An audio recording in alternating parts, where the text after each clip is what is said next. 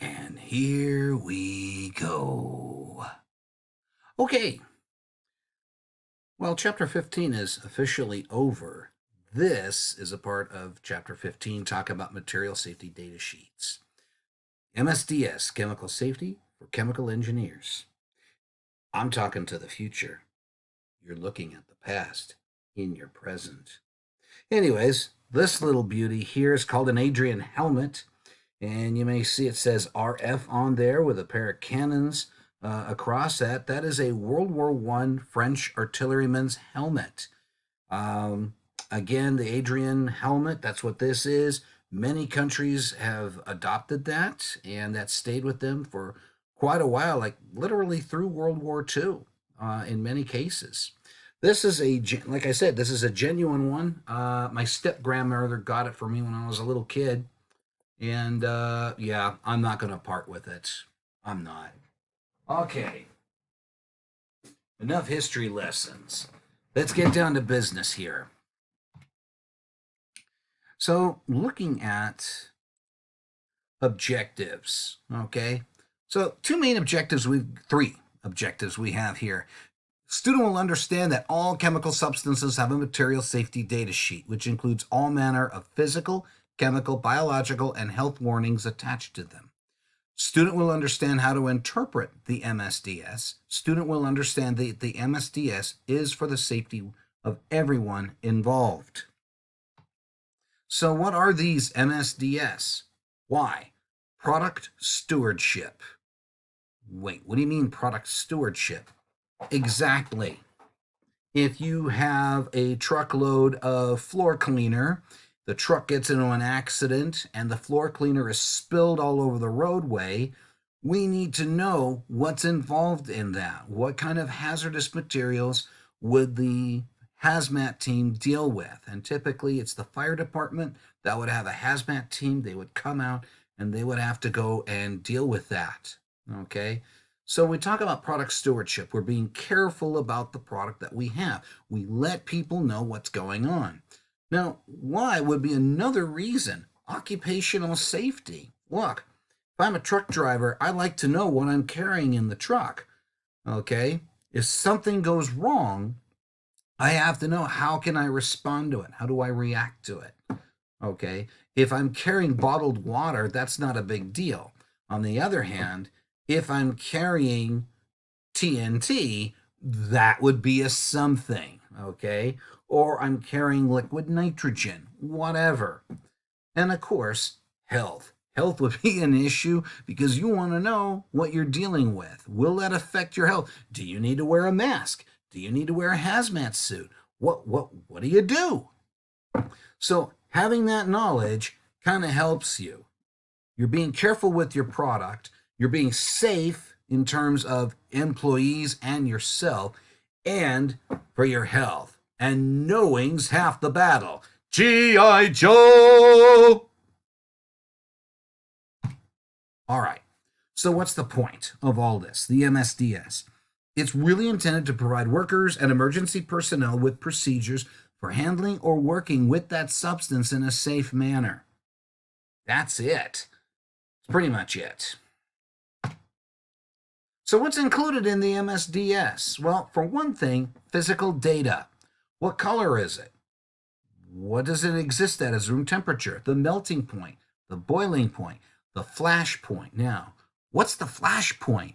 The flash point is the temperature at which the material will actually burst into flame. Crackle, crackle, crackle.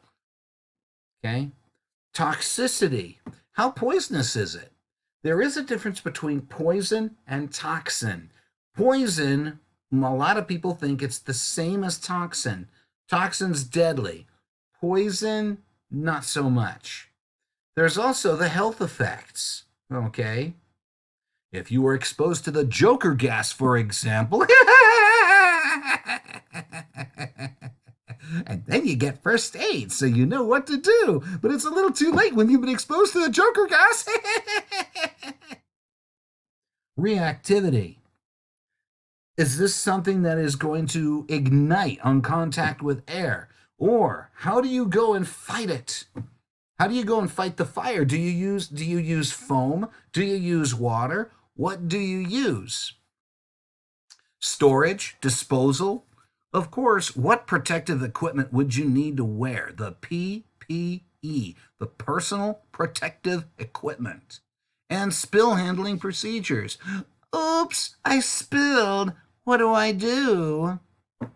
Again, for water, energy drink, soda, not a big deal.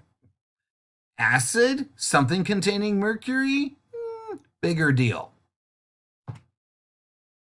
Now, what is included in the MSDS? Well, the reality is it varies. The format does vary from source to source within a country. It depends on what that country's national requirements are. But there is a universal aspect about the MSDS in that every country would have that. So, let's break it down. Section 1, identification of the substance, mixture, and of the company undertaking it. So, here are the different parts you have.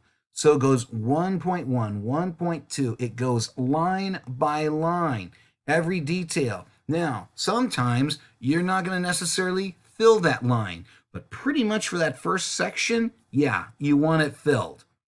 Product identifier, what is it? Relevant identified uses of the substance or mixture and uses advised against. Okay, it's a floor cleaner. That's it. That's all it is. Details of the supplier of the safety data sheet. What's the name of the company that made this? Okay, and an emergency telephone number that they can be reached. Yo, we had a crack up on the highway. Tell us what to do. Hazards identification. Again, that would be kind of important. You know what you're dealing with, right?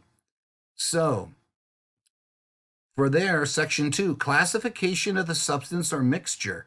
Label the elements. What other hazards are you dealing with? Section 3, composition or information on ingredients, substances, mixtures. So if it's just one item like water, that won't be a big deal. But if you're talking about, an explosive reacting component, what is in it exactly? What is mixed in there? First aid measures. Again, if somebody comes into contact with it, how do you handle it? Will a little Band-Aid do? Or are we talking you got to call the EMTs, and I mean now? So you look at description of first aid measures. What are the most important symptoms and effects, both the acute and the delayed? That would be important for any medical personnel. Any EMT would want to know what's going down on that. So if you got your truck of Joker gas and you crash, yeah, you'd want to know what you're dealing with. Indication of any immediate medical attention and special treatment needed. Again, this is very important, especially for those compounds that warrant it. Okay, in other words, that they require it. So it's important. Every truck driver will carry what's called a manifesto. In that manifesto, it will say what is the material, how much of that material, where are they transporting it to, where are they transporting it from, and then you got your MSDS. They have to have that because think about it, you have an accident, fire department arrives on the scene. Assuming the trucker is okay, they can tell the fire department, here you go. Here's all the info you need to know. It's called chemistry in the real world. Yo. Firefighting measures. Again, extinguishing media. What do we use? Do we use foam? Do we use water? What do we use to put out the fire? Special hazards arising from the substance or mixture. Hey, if I fight this with water, is it going to react with the water and make a bad problem even worse?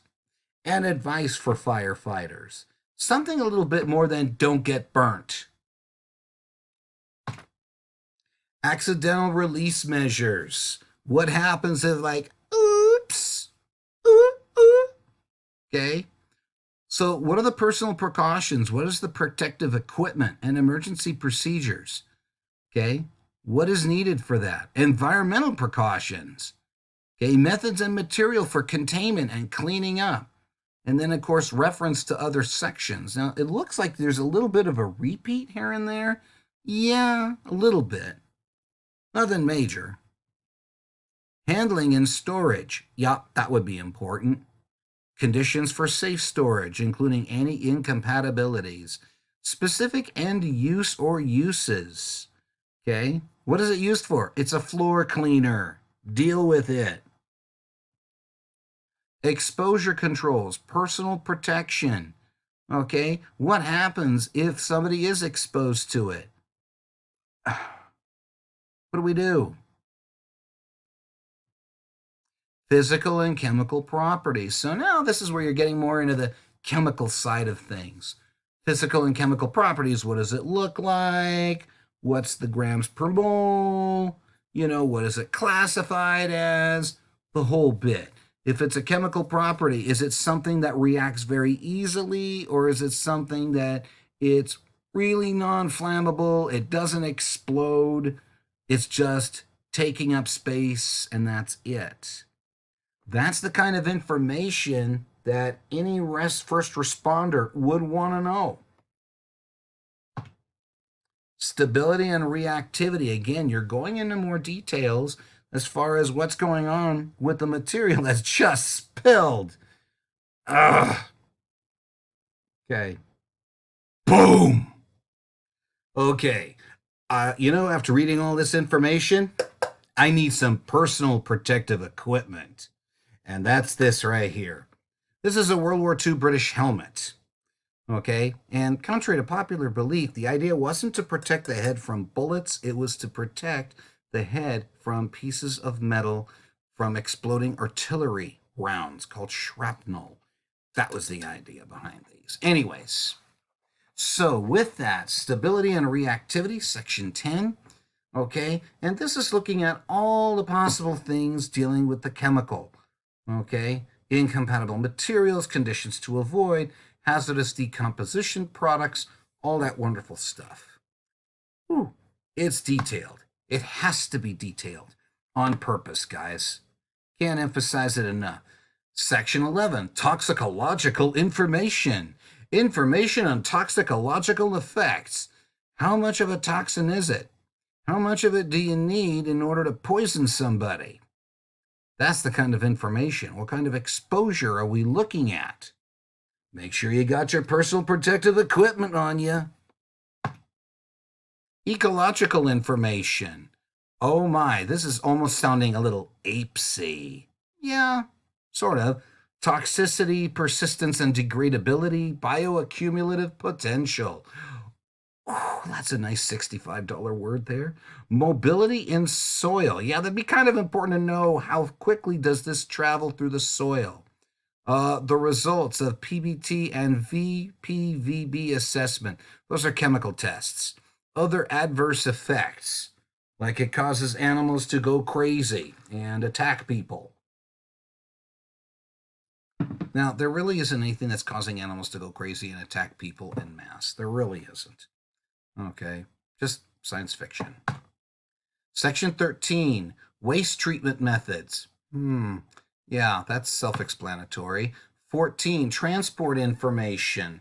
UN number, UN proper shipping name. So in this case, I would decide to be complete and give you, this is the general thing. Because UN, we talk about United Nations. So we're talking about transporting across country boundaries, okay, to other parts of the world. Okay, so again, and some of it, environmental hazards, special precautions for the user. You're sitting there thinking, didn't we cover that? You're right. But this is for the transportation information, and it kind of saves the people from flipping through page after page to find this information. Regulatory information. Again, what are the regulations and the legislation that's specific for this substance? A chemical safety assessment. Section 16, the last one, other information that would be important to know. So that's a very detailed thing, but guys, it has to be detailed. Okay? Chemical engineers would want to know this. chemical technicians would want to know this. Okay. And you know, when I order stuff like for biology or chemistry or anatomy or AP biology, I get an MSDS on every chemical that is involved in it. Even the MSDS for the pickle juice that the frogs come in. I would get an MSDS on that. There's an MSDS on water. Yes, water. Kind of sounds crazy, but that's the way it is. So what does it actually look like? Well,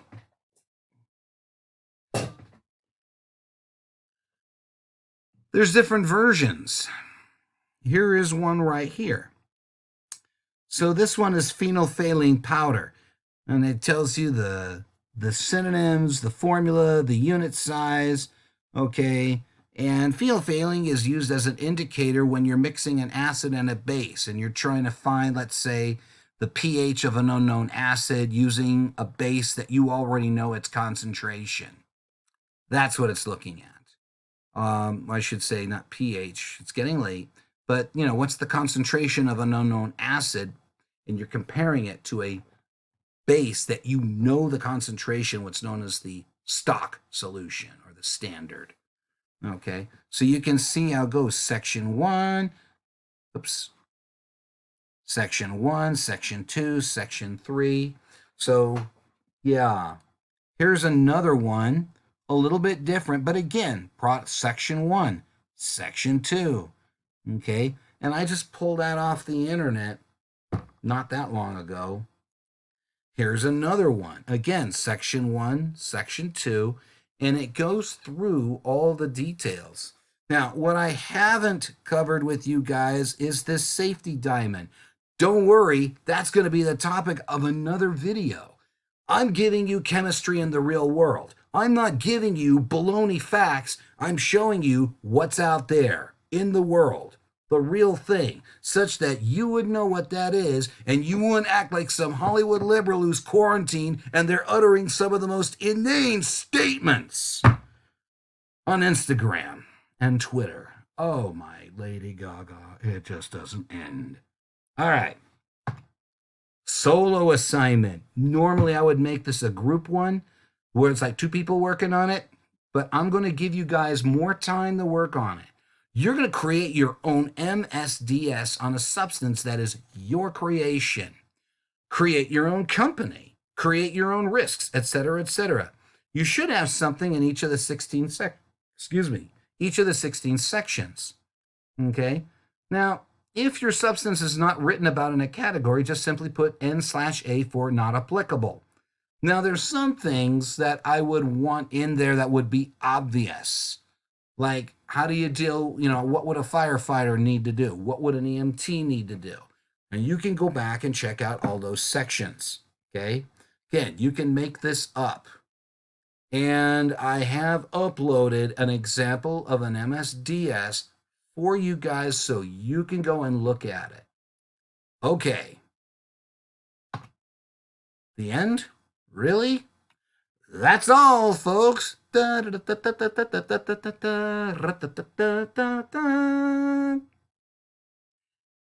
you on the flip side.